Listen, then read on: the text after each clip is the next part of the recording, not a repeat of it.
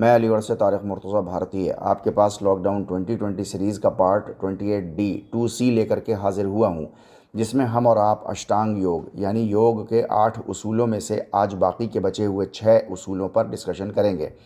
पिछले पार्ट में भी हमने समझने की कोशिश की थी कि इन 8 उसूलों के बग़ैर अपने चित्त यानी नफ्स का तज़किया मुमकिन नहीं है। योग की भाषा में इन उसूलों को अष्टांग योग यानी योग के 8 अंग कहा जाता है, जो कि पतंजलि योग सूत्र अध्याय 2 साधना पाद सूत्र नंबर 28 और 29 में बयान किए गए हैं। आइए अब समझने की कोशिश करें कि योग का तीसरा अंग यह है आसन यानी right alignment of the body. भारतीय संस्कृति में माना जाता है कि 84 लाख आसन हैं, मगर हर आसन हर इंसान के लिए नहीं होता है और ना ही एक ही इंसान की हर कंडीशन के लिए हर आसन होता है।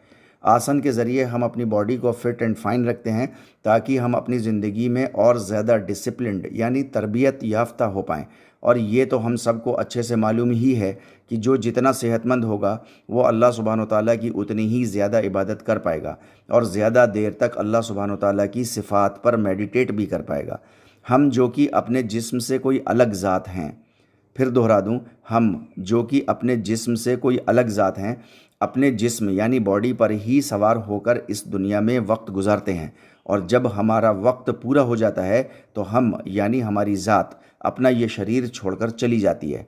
पतंजलि अपने योग सूत्र अध्याय 2 सूत्र नंबर 46 में कहते हैं स्थिर सुखम आसनम यानी हमारा आसन स्थिर यानी बिना हलचल के कम से कम मूवमेंट्स के साथ और आरामदायक पोजीशन में होना चाहिए।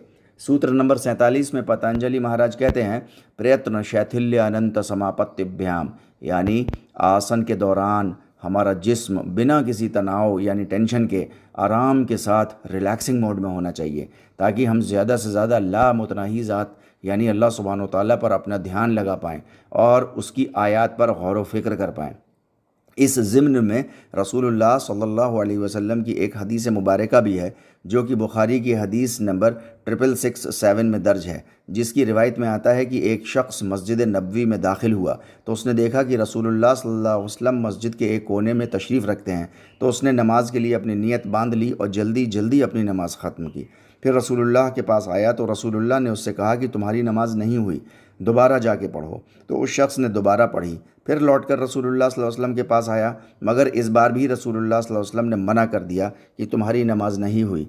अब की से उस शख्स ने कहा फ़अलिमनी या रसूलुल्लाह, आप ही मुझे सिखा दीजिए। तो रसूलुल्लाह ने उससे वही बात कही जो पतंजलि महाराज ने यहाँ भारतीय संस्कृति की ज़ुबान में ऊपर कही थी कि प्रयत्न शैथिल्य अनंत समापत्तिभ्याम यानी अपने हर आसन के दौरान हमारा जिस्म बिना किसी टेंशन के इत्मीनान के साथ रिलैक्सिंग मोड में होना चाहिए और तब तक ऐसे ही रहना चाहिए जब तक कि वो आसन ख़त्म ना हो जाए।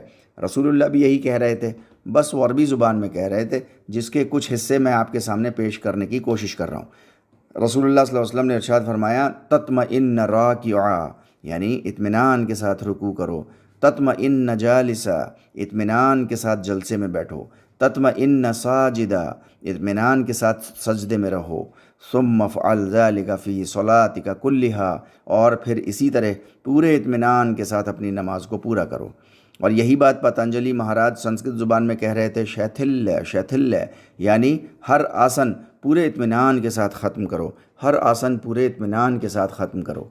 भगवद गीता के अंदर श्री कृष्ण जी महाराज ने आसन की तारीफ़ अध्याय 6 श्लोक नंबर 12 और 13 में कुछ इस तरह से बयान की है तत्रैकाग्रम मनः कृत्वा यथा चित्तेन इंद्रियक्रियः उपविश्यासने युञ्जयाद योगमात्मविशुद्धये यानी अल्लाह से जुड़ने की नीयत से जब भी कोई भी ध्यान लगाने बैठे तो अपने मन की पूरी एकाग्रता के साथ बैठने की भरपूर कोशिश करे, अपने हर तरह के ख़यालात और अपनी एक्टिविटीज़ को कंट्रोल करके परमेश्वर के सामने बैठे। इसी को रसूलुल्लाह सल्लल्लाहु अलैहि वसल्लम की एक रिवायत जो कि सही बुखारी हदीस नंबर 751 में मिलती है, जिसमें जब रसूलुल्लाह सल्लल्लाहु अलैहि वसल्लम से पूछा गया अन इल्तिफ़ाति फ़ी सलाह नमाज में इधर उधर देखना कैसा है, तो रसूलुल्लाह सल्लल्लाहु अलैहि वसल्लम ने फरमाया ये शैतान का तरीक़ा है, वो बंदे की नमाज को उससे ऐसे ही छीन करके ले जाता है। छठे अध्याय का श्लोक 13 में श्री कृष्ण जी बयान करते हैं कि वो आसन कैसा होना चाहिए जिसमें हमें परमेश्वर के सामने ध्यान लगाने बैठना है। समम काय शिरोग्रीवम धारन्न चलम स्थिरा साधक अपनी शरीर, गर्दन और सर को बिल्कुल सीधा ऐसे धारण करे कि उनमें बिल्कुल भी हलचल ना हो।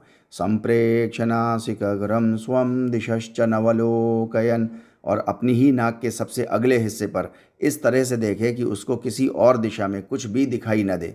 इस श्लोक को थोड़ा सा भी गौर से पढ़ने पर पता चलता है कि ये नामुमकिन सी बात है जो श्री कृष्ण इस श्लोक में कह रहे हैं।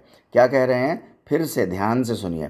संप्रेक्ष नासिकाग्रम स्वम दिशश्च नवलोकयन, और अपनी ही नाक के सबसे अगले हिस्से पर इस तरह से देखे कि उसको किसी और दिशा में कुछ भी दिखाई न दे।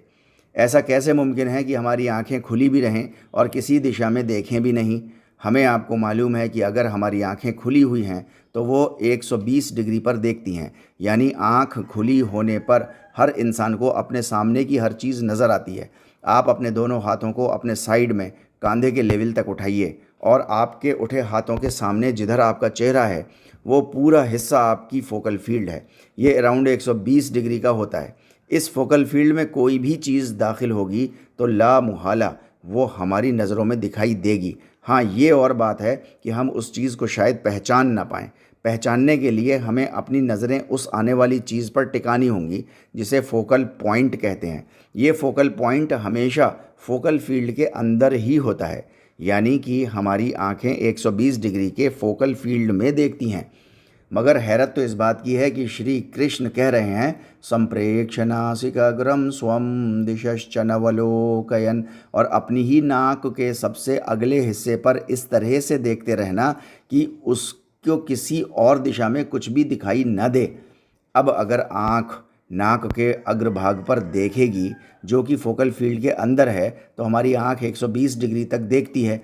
फिर ये कैसे मुमकिन होगा कि आँख खुली भी रहे और किसी और दिशा में भी न देखे सिवाय नाक के अगले भाग पर। ये एक बड़ी ही जटिल समस्या थी, मगर इसका हल अल्लाह सुब्हानो तआला ने यहाँ भारतीय संस्कृति में बताया और यहाँ के ऋषि मुनियों ने हज़ारों लाखों सालों पहले इसको अपनी ज़िंदगियों में अपनाया।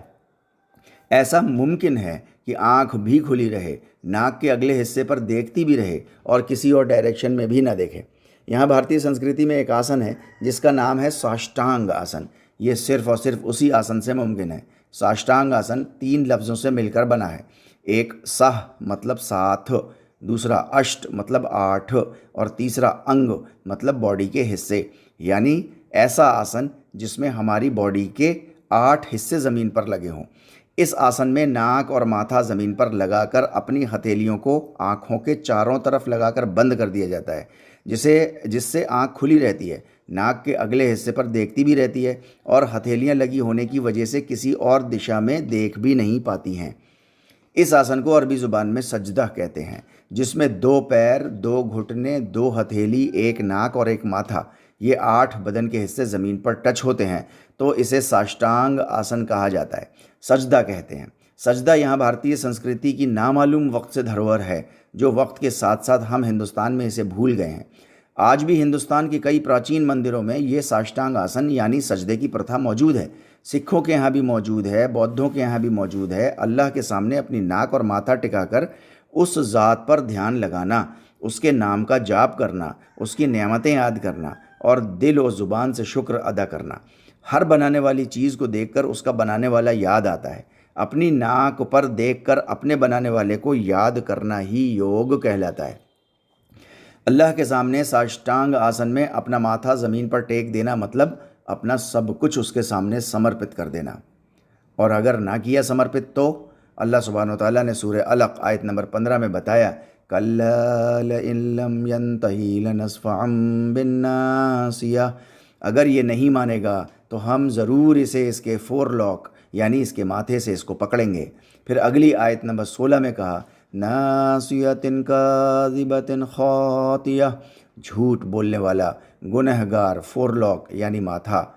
इसी तरह की बात सूरह रहमान आयत नंबर 41 में भी कही गई है, युरफुल मुजरिमून बिसीमाहुम फयुअख़ज़ु बिन्नवासी वल अक़दाम, मुजरिम अपनी निशानियों से पहचाने जाएंगे, उनको उनके माथे और पैरों से पकड़ा जाएगा। आज साइंस ने ये बात मेडिकल फील्ड में साबित कर दी है कि हमारे माथे में जो दिमाग का अगला हिस्सा होता है, जिसे प्री फ्रंटल कॉर्टेक्स कहा जाता है, ये हिस्सा हमारे हर तरह के फ़ैसला लेने की ताकत रखता है और इंसान इसी हिस्से के ज़रिए अपने फ़ैसले लेता है। और इसी हिस्से को पकड़ने की बात कुरान ने ऊपर कही है कि झूठ बोलने का फ़ैसला लेने वाले नासिया यानी प्री फ्रंटल कॉर्टेक्स को हम पकड़ेंगे, क्योंकि इंसान ने यहीं से फ़ैसला किया था कि वो गलत रास्ता अपनाए। जर्मनी के एक neuroscientist John Dylan Haynes, जो कि लीप्जिग में Max Planck Institute for Human Cognitive and Brain Sciences में काम करते हैं, उन्होंने साबित किया है कि इंसान जब भी कोई भी फ़ैसला सोच समझ कर लेता है तो उसके फ़ैसला लेने से 7 सेकंड पहले अनकॉन्शियसली यानी बिल्कुल अनजाने में एक फ़ैसला उसके दिमाग में आता है। फिर उस इंसान का दिमाग कुछ सोचता समझता है और फिर जो वो फ़ैसला लेना चाहता है वो ले लेता है। इसी सच्चाई को कुरान सूरह हूद आयत नंबर 56 में कहता है, इन्नी तवक्कलतु अलल्लाहि रब्बी व रब्बिकुम, बेशक मैंने तो भरोसा किया उस पर जो मेरा भी और तुम्हारा भी पालनहार है, रब है। मा मिन दाब्बतिन इल्ला हुवा आखिज़ुन बिनासियतिहा, जिसने हर इंसान को उसके माथे से पकड़ रखा है। इन्न रब्बी अला सिरातिम मुस्तकीम, और बेशक मेरा रब पालनहार तो सीधे रास्ते पर है। कुरान बता रहा है कि पहला फ़ैसला उसके रब की तरफ से आता है, मगर फिर उस इंसान की मर्ज़ी होती है, चाहे तो वो फ़ैसला माने या अपना कोई और फ़ैसला मान ले। ऐसा नहीं है कि हमारे पैदा करने वाले ने हमको और आपको पैदा करके यूं ही छोड़ दिया है, नहीं, बल्कि आज भी वो हमारे साथ है, बिल्कुल हमारे करीब। मसला तो सारा हमारा है कि हम उसकी आवाज़ सुनना चाहते हैं या नहीं। साष्टांग आसन यानी सजदे में हम आप यही प्रैक्टिस करने की कोशिश करते हैं कि अपने मालिक के फ़ैसलों के सामने हम हमेशा अपना सिर झुकाए रहेंगे। चूँकि हर तरह के फ़ैसले लेने होते हैं, लिहाजा साष्टांग आसन में अपना माथा ज़मीन पर टेक कर ये कहना, ऐ मेरे पालनहार, मेरी मदद कीजिए और मुझे सही फ़ैसला लेने की ताकत दीजिए, वो फ़ैसले जिनसे आप राज़ी हो जाएं, आप खुश हो जाएं। भारतीय संस्कृति का ये साष्टांग आसन यानी सजदा कोई महज एक मैकेनिकल चीज़ नहीं है कि बस जब दिल चाहा तो अपने मालिक के सामने सिर झुका लिया और अगर नहीं दिल चाहा तो कोई बात नहीं, बल्कि ये एक आध्यात्मिक सफ़र है जो हमारी इस दुनिया को भी खुशियों और सुकून से भर सकता है और आने वाले जीवन में भी हमेशा हमेश की ज़िंदगी दे सकता है। बस हमें अपने को अपने बनाने वाले के सामने पूरी तरह से समर्पित करना होगा, जिसका सबसे अच्छा मज़हर यहाँ भारतीय संस्कृति से आया साष्टांग आसन है, जिसको मुहम्मदुर रसूलुल्लाह सल्लल्लाहु अलैहि वसल्लम ने अपनी वसातत से आगे जारी कर दिया है। साष्टांग आसन नाम से आज भारत में एक और आसन भी मशहूर हो गया है, जिसमें 2 पैर, 2 घुटने, 2 हथेलियाँ, 1 सीना और 1 ठुड्डी यानी ये 8 अंगों के साथ आसन किया जाता है। मगर ये आसन महायोगी श्री कृष्ण जी महाराज के श्रीमद् भागवत गीता अध्याय 6 श्लोक नंबर 13 के आदेश अनुसार नहीं है, जिसमें साफ तौर पर हुक्म दिया गया था, श्री कृष्ण ने हुक्म दिया था, संप्रेक्ष नासिकाग्रम स्वम दिशश्च नवलोकयन। आज के प्रचलित आसन में आँख की फोकल फील्ड बंद नहीं की गई है, जिसकी वजह से इस आसन में जब भी कोई इंसान अपनी नाक के सबसे अगले हिस्से पर देखेगा तो ला मुहाला उसे 120 डिग्री पर सब दिखाई देगा, जो कि दिशश्च नवलोकयन के खिलाफ है। लिहाजा हमें वही साष्टांग आसन करना चाहिए जिसमें श्री कृष्ण जी महाराज के हुक्म का पालन हो रहा हो, जिसमें नाक के अग्रभाग को देखते हुए किसी और दिशा में ना देखा जाए, यानी जिसे अरबी ज़ुबान में सजदा कहा जाता है। क्योंकि अगर माथा परमेश्वर के सामने नहीं टिकेगा तो फिर कहीं और जाकर टिकेगा, और यकीन जानिएगा परमेश्वर के नूर के सिवा दुनिया में फिर अंधेरा ही अंधेरा है। नमाज के दौरान हम बहुत से आसनों को करते हैं, जैसे तकबीर कहते पर वृक्ष आसन में होते हैं, नियत बांधते वक्त ध्यान मुद्रा में होते हैं, रुकू में अर्ध उत्तान आसन में होते हैं, सजदे में साष्टांग आसन में होते हैं, अत्तहियात में वज्र आसन में होते हैं और सलाम फेरते पर कंठ संचालन और ब्रह्म मुद्रा में होते हैं। मतलब कहने का सिर्फ ये है कि योग में जितने भी आसन किए जाते हैं उनमें से कुछ हम और आप नमाज में भी करते हैं, और उन आसनों को करते पर कुछ आयत का पढ़ना भी होता है, जिसे संस्कृत ज़ुबान में मंत्रों का उच्चारण करना कहते हैं।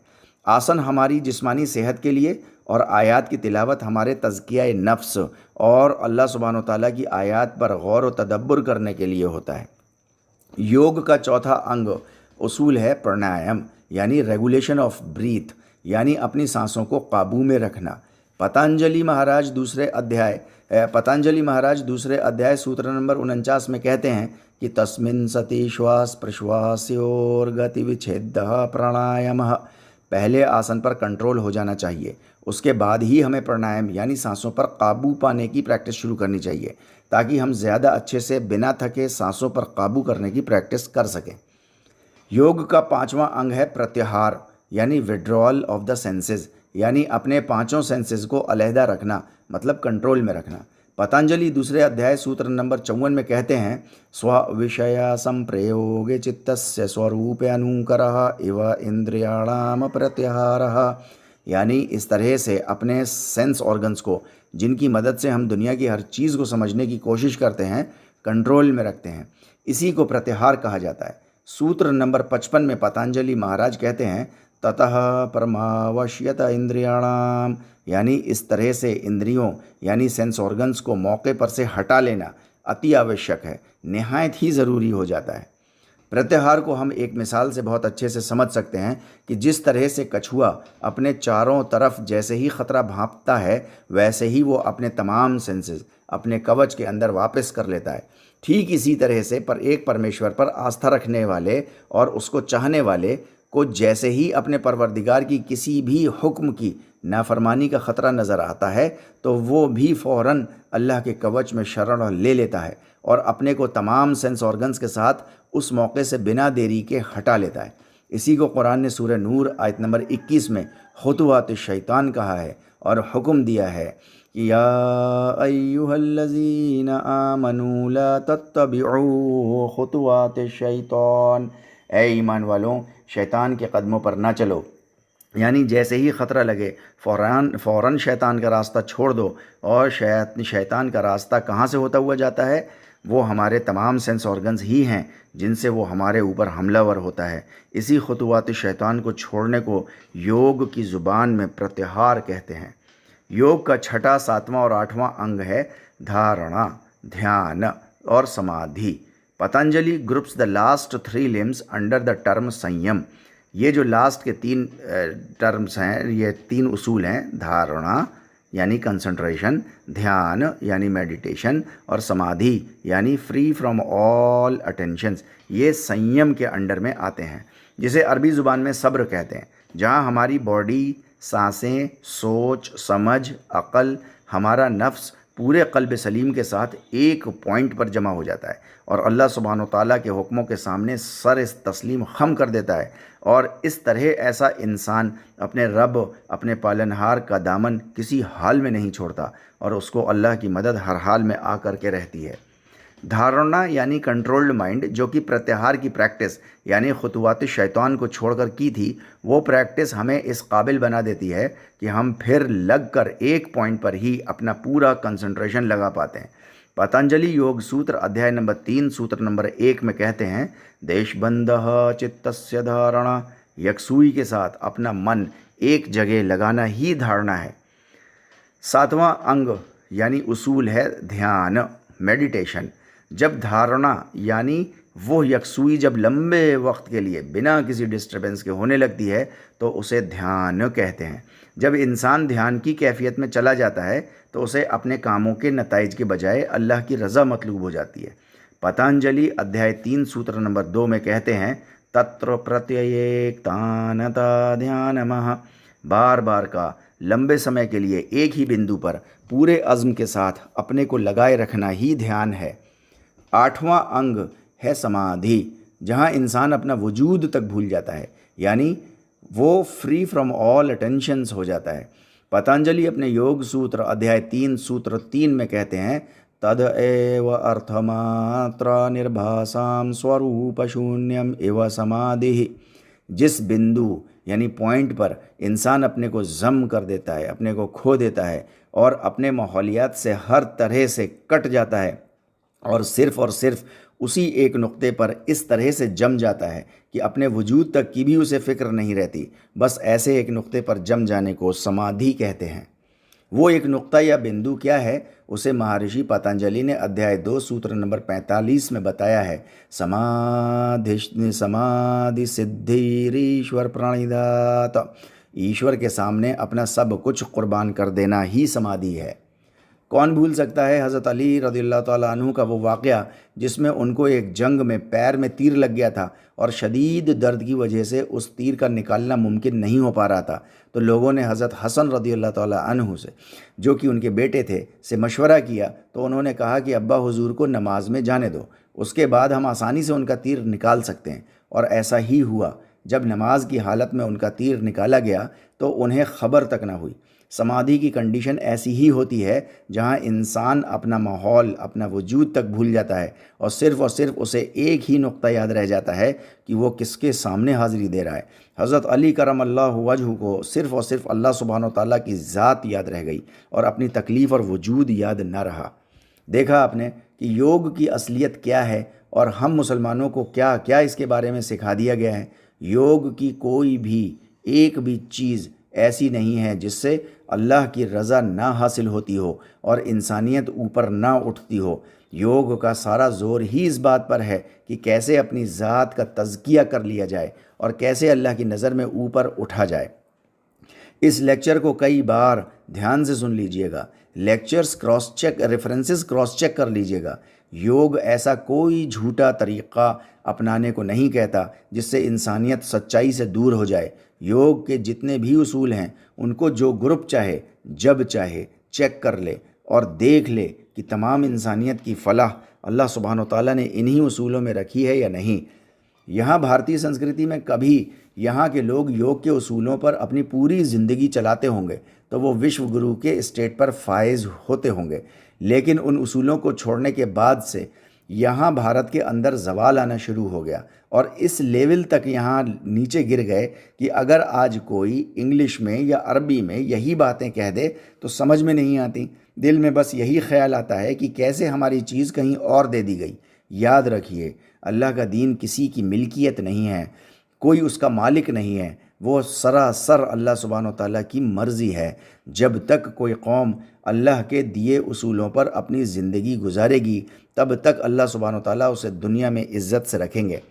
यहाँ भारत में अल्लाह के दीन को अगर योग के उसूलों या अंगों के नाम से जानते पहचानते हैं तो मुसलमानों को क्यों ऑब्जेक्शन होता है? और अगर मुसलमान उन्हीं तमाम उसूलों को इस्लाम या दीन क़य्यीम, जो कि अरबी के अल्फाज हैं, के नाम से कहते हैं तो हमारे हिंदू भाई बहनों को क्यों आपत्ति होती है? योग के उसूल यानी अल्लाह का दीन किसी भी इंसान से अपनी बात जबरन नहीं मनवाता। जिसकी मर्ज़ी हो वो माने वरना ठुकरा दे। पर इतना ज़रूर याद रखे कि कभी हमारे ऊपर ऐसा भी वक्त गुज़रा है जब हमारा कोई भी ज़िक्र नहीं था। वक्त के साथ साथ हमारी तरक्की हुई है, विकास हुआ है और यहाँ तक हो गया है कि हम अल्लाह सुब्हानो ताला की ज़्यादातर मखलूक से बेहतर हो गए हैं, मगर अभी हमारा सफ़र बाकी है। अगर हमने ये इंसान की ज़िंदगी पाने पर योग के उसूल यानी अल्लाह के दीन को पूरे तौर से निभा दिया तो हम अल्लाह की मदद से छलांग लगाकर ऐसे लेवल पर पहुंच जाएंगे जहां ना तो हमारी ज़िंदगी ही कभी ख़त्म होगी और ना ही वहां कोई रंजो खौफ होगा और वहां जो चाहेंगे वो मिलेगा। इस कंडीशन को योग की भाषा में परमेश्वर कोटि में जा पहुंचना कहते हैं। आइए हम सब मिलकर अपने मालिक के सामने साष्टांग आसन में जाकर ध्यान लगाएं और उसकी मर्ज़ी के अनुसार अपनी ज़िंदगियों को ढाल लें।